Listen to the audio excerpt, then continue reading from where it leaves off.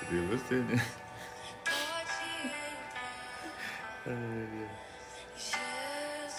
Pode entrar. Se você vier, senão eu tô vazando. Bom dia, bom dia, Bom dia. Conectando-se. Ao Facebook Live. Ai. E hoje, tirando as brincadeiras à parte, né? Bom dia a todos vocês. Bom dia, né? bom dia. Mais uma manhã. Né? A gente tem vivido um dia de cada vez, né, queridos? E assim que... Hoje é dia 17, pastor. Dia 17 de março. Alguém que mandou... Não, tá. foi dele. Então hoje, dia 17 de março, quarta-feira, como eu estava dizendo, a gente tem vivido um dia de cada vez. E assim que tem que ser. Porque assim, os dias passam muito rápido, né, pastor? E os dias são maus. Se você ficar pensando, né, muitos, né, nos muitos dias, estando num momento, e tudo é um tempo, né, tudo é um momento onde, né, os dias não são bons, você vai ficar, né, entristecido, desesperado, desesperançoso. Então, viva um dia de cada vez, né? Chegou ao final do dia, estamos lá 10 horas da noite orando, agradeça a Deus por aquele dia, olha para sua família, está todo mundo ali, ninguém está doente, todo mundo com saúde. Agradeça a Deus. Agradeça a Deus, louve a Deus, fala, Deus, muito obrigado, né? Ah, mas podia ser diferente? Podia, mas gente, não é uma coisa que está só sobre a sua vida, todo mundo, né? Todo mundo está passando pelas mesmas coisas, então viva um dia de cada vez. Fica aqui a nossa dica, né? Seja sempre grato, confia no Senhor e salmos. E viva esse dia intensamente na presença de Deus. É verdade. Né? Que é isso que vai fazer toda a diferença, né? Não viva como os outros, né? Os outros não têm esperança, você tem esperança. Né? Os outros não têm a palavra, você tem a palavra. E você ainda pode ajudar outros com essa palavra. E aproveite esse momento para considerar algumas coisas, assim. Eu sei que antes você vivia numa rotina onde você não conseguia ver muita coisa ao seu redor, né? Agora que às vezes muitos de vocês deram aquela parada e estão olhando para a esposa, para o esposo, para os filhos, aproveita para adquirir outros valores, porque eu sei que muitos estão loucos para voltar para aquela rotina, né? Aquela rotina, aquela coisa louca, preciso pagar minhas contas, preciso ganhar meu dinheiro, mas às vezes Deus está querendo justamente utilizar essa parada geral para a gente rever os nossos valores, tá bom? Então tudo tem um propósito, queridos, tá? Vamos lá então, nós estamos estudando então o livro de 1 Samuel e hoje capítulo 3, algo muito especial. Lembramos que capítulo 1 falava lá de Ana, de Eucana, de Penina, né, do nascimento de Samuel. Capítulo 2 falou sobre a família de Eli. Família de Eli, meu Deus, que, né, sacerdote. Que coisa triste, Ofni e Finéias, Deus ali interagindo. Se você não assistiu, você assista. Olha, vale muito a pena você dar uma olhadinha lá, tá bom? E hoje, vamos ver aqui, né, um pouquinho sobre Deus tentando falar com Samuel. E Samuel não sabia, nunca tinha falado com Deus, né, e tá meio confuso, então vai falar com Eli, achando que é Eli que tá chamando ele. Mas você vai acompanhar e você vai ver, tá bom? Vamos lá. O menino Samuel ministrava perante o Senhor sob a direção de Eli. Naqueles dias, raramente o Senhor falava e as visões não eram frequentes. Grave isso, então. Naqueles dias, raramente o Senhor falava e as visões não eram frequentes. Como é que está hoje? Hoje a gente se fala muito em Deus, mas eu percebo que hoje raramente Deus está falando. Deus está mais em silêncio do que falando. Eu não sei se você está percebendo isso. Ah, mas não, muitas pessoas estão falando. Ah, concordo, muitas pessoas estão falando em nome de Deus. Agora, Deus está falando, dá uma percebida aí como é que está hoje, tá ok, querido? Certa noite, Eli, cujos olhos estavam ficando tão fracos que já não conseguia mais enxergar, estava deitado em seu lugar de costume. A lâmpada de Deus ainda não havia se apagado, e Samuel estava deitado no santuário do Senhor, onde se encontrava a arca de Deus. Então o Senhor chamou Samuel. Samuel, respondeu, estou aqui. E correu até Eli e disse, estou aqui, o Senhor me chamou? Ele, porém, disse, não o chamei, volte e deite-se. Então ele foi e se deitou. De novo o Senhor chamou, Samuel, e Samuel se levantou e foi até ele e disse, estou aqui, o Senhor me chamou? Disse-lhe: Meu filho, não o chamei. Volte e deite-se. Ora, Samuel ainda não conhecia o Senhor. A palavra do Senhor ainda não lhe havia sido revelada. O Senhor chamou Samuel pela terceira vez. Ele se levantou, foi até Eli e disse: Estou aqui, o Senhor me chamou? Eli percebeu que o Senhor estava chamando o menino e lhe disse: Vá e deite-se. Se ele chamá-lo, diga: Fala, Senhor, pois o teu servo está ouvindo. Então Samuel foi deitar-se. O Senhor voltou a chamá-lo como nas outras vezes: Samuel, Samuel. Samuel disse: Fala, pois o teu servo está ouvindo. E o Senhor disse a Samuel: Vou realizar em Israel algo que fará tinir os ouvidos de todos que ficarem sabendo. Nessa ocasião executarei contra Eli tudo o que falei contra a sua família do começo ao fim. Pois eu lhe disse que julgaria sua família para sempre, por causa do pecado dos seus filhos, do qual ele tinha consciência. Seus filhos se fizeram desprezíveis e ele não os puniu. Por isso jurei à família de Eli: jamais se fará apropriação pela culpa da família de Eli, mediante sacrifício ou oferta. Samuel ficou deitado até de manhã e então abriu as portas da casa do Senhor. Ele teve medo de contar a visão a Eli, mas este o chamou e disse: Samuel, meu filho. Estou aqui, respondeu Samuel. Ele perguntou: o que o Senhor disse a você? Não o esconda de mim. Deus o castigue e o faça com muita severidade se você esconder de mim qualquer coisa que ele falou. Então Samuel lhe contou tudo e nada escondeu. Então ele disse: Ele é o Senhor, que faça o que lhe parecer melhor. Enquanto Samuel crescia, o Senhor estava com ele e fazia com que todas as suas palavras se cumprissem. Todo Israel, desde Dan até Berseba, reconhecia que Samuel estava confirmado como profeta do Senhor.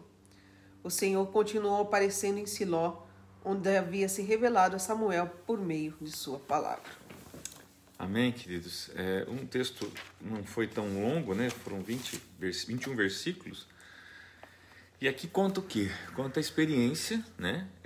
De Deus se revelando, né, a Samuel. Samuel tendo as suas pequenas e primeiras experiências com Deus. Então observe aqui, e eu quero chamar a atenção a alguns detalhes. Porque observe que quando Deus fala com Samuel, Samuel, por não conhecer, pastor, ele acha que é Eli. Então, qual que é a primeira lição que a gente pode tirar aqui? A voz de Deus se confunde com a voz do homem? Se confunde. Então, pastor, podemos presumir que se a voz de Deus se confunde com a voz do homem pode se confundir com a voz de Deus? Também. Ou seja, né, e agora complicou a nossa vida, né, gente?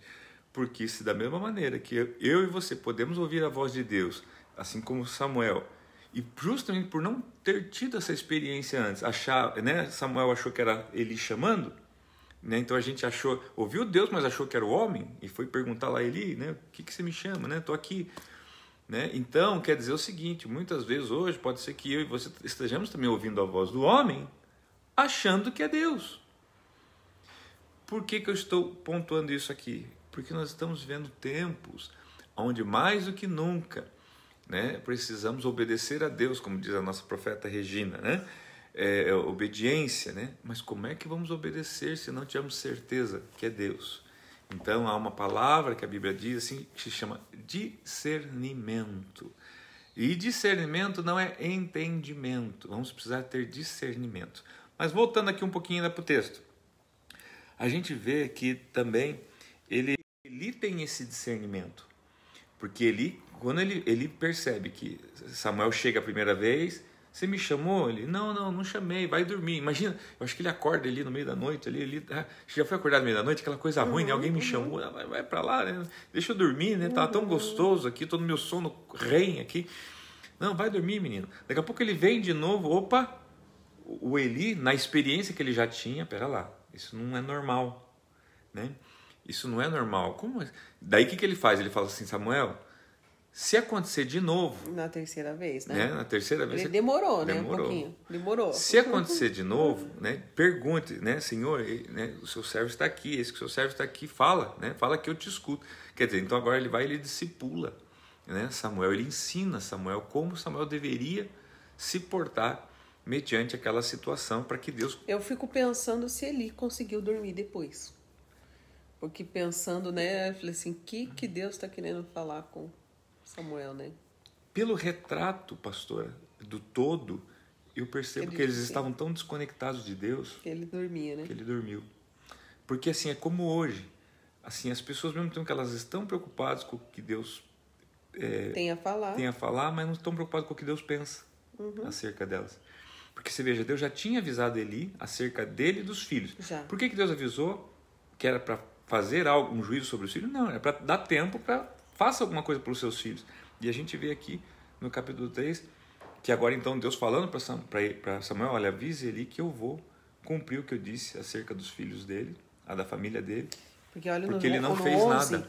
diz assim, o Senhor disse a Samuel, vou realizar em Israel algo que fará tinir os ouvidos de todos que ficarem sabendo. Quer dizer, todo mundo vai ficar sabendo e o pessoal vai ficar empolvoroso, né? Nessa ocasião, executarei contra Eli tudo que falei contra sua família do começo ao fim. Pois eu lhe disse que julgaria sua família para sempre, por causa do pecado dos seus filhos, do qual ele tinha consciência. Seus filhos se fizeram desprezíveis e ele não os puniu. Olha que interessante, do qual ele tinha consciência, os filhos dele lhe fizeram desprezível e ele não os puniu, ou seja, a obrigação dele era ter punido esses filhos. Ele não puniu os filhos. E ele não fez. E olha só, o 14, pastor, diz assim, ó, por isso jurei a família de Eli, jamais se fará propiciação pela culpa da família de Eli, mediante sacrifício de oferta. Sabe o que significa isso aqui? Deus está falando assim, eu estou falando que a partir de agora, nem que vocês façam sacrifícios, vocês não têm mais perdão. Não adianta que vocês não têm mais, não existe mais misericórdia sobre vocês. Isso. Porque eu falei lá atrás, eu avisei, eu avisei, eu falei, eu preguei, eu mandei recado. Né? Eu fiz live às 9 da manhã e contei, né? Falei para vocês, cuide da casa, cuide da família, cuide dos filhos, puna eles, pegue pelos cabelos, né? Mas, sabe assim, vocês não fizeram. Então, olha só que daqui, então por isso falar, mas Deus está sendo muito duro. Não, ao contrário. Porque aqui não está dizendo que Deus mandou para o inferno Ofni e Finéias. Aqui está simplesmente falando que Deus atirou a vida deles aqui da terra. Então é isso que você precisa entender também. Tá, hoje, por exemplo, hoje, né? Todo dia a gente está vendo aí... ainda não tinha acontecido nada, mas no capítulo 2, você que não viu, Deus fala que ia acontecer que os dois morreriam no mesmo dia. No mesmo dia. E essa foi a palavra do Senhor. Então assim, queridos, a gente está vendo aqui o quê? Um Deus preocupado, tá, com o seu povo, preocupado em estabelecer um profeta. Samuel vai vir a ser um profeta depois. A gente vê ao final desse capítulo, né, que está bem claro, assim, dizendo que ele ia sendo reconhecido pelo povo. Ó, em verso 19, enquanto Samuel crescia, e aqui era crescer de estatura mesmo, tá, o Senhor estava com ele e fazia com que todas as suas palavras se cumprissem.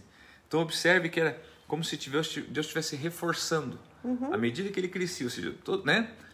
Durante a vida dele haveria reforços de Deus. Olha como ele é um escolhido meu. Olha como ele é alguém que eu estou separando para algo. Não foi difícil então depois ele ser, né, aceito como um profeta de Deus. Porque Deus... Semelhante versículo, no capítulo 2, no 26, diz, e o menino Samuel continuava a crescer, sendo cada vez mais estimado pelo Senhor e pelo povo. Né? E daí aqui diz, no versículo 19 do capítulo 3, enquanto Samuel crescia, o Senhor estava com ele e fazia com que todas as suas palavras se cumprissem. Então, quer dizer, versículos que reforçam isso, né? Esse crescimento de Samuel. Tá. Então, gente, assim, a gente vê Deus cuidando, volto a dizer, do seu povo, Deus cuidando dos seus sacerdotes, Deus cuidando da família dos seus sacerdotes. E lembrando que hoje nós, cada família, cada núcleo familiar é um sacerdócio. Então, você vê o cuidado de Deus. Não, aqui não é Deus... a gente acentua às vezes a punição de Deus. Não é Deus querendo punir por favor, não acentuem essa coisa do Deus mal, punido. Não, ao contrário. É o Deus misericordioso que vem avisando. Porém, o Deus justo precisa tomar atitudes, até para isentar os demais, ou para não deixar contaminar o restante. Aquela história da laranja podre na caixa, que preciso tirar para não estragar o resto das laranjas. Então é isso que a gente precisa deixar bem claro. Tá? Então aqui, e finaliza então aqui esse capítulo 3, né, com essas experiências então que Samuel teve, né, de estar reconhecendo a voz de Deus. Então não esqueça, tá? Muitas vezes Deus tem tentado falar com você, mas às vezes você, isso será que é de Deus? É o homem falando. E pode ser Deus, você precisa discernir. Muitas vezes, quer dizer, até você tem tomado como, porque Deus falou para mim, Deus usou o irmão, o pastor, a irmãzinha, a missionária, o livro, ou não sei o quê. E às vezes nem foi Deus, às vezes foi o homem que falou. Você precisa ter o discernimento, é um dom do Espírito Santo, você vai ver lá. Isso está lá em Coríntios capítulo 12, né? Fala lá dos dons do Espírito Santo, palavra de sabedoria, conhecimento. Você vai ter lá um dom do Espírito Santo que se chama discernimento de Espírito. Você tem que discernir o Espírito, tá? Então, muito importante que você busque isso em oração, esse discernimento para esses últimos tempos. Precisamos discernir, tá? A Bíblia fala assim que nos últimos tempos muitos viriam se dizendo Cristo, né? Muitos iriam fazendo sinais como Cristo veio, tá? E enganariam a muitos, até mesmo os escolhidos. Então, vai colocando na tua oração isso, né? A importância de discernir, tá? A voz de Deus. Tá bom?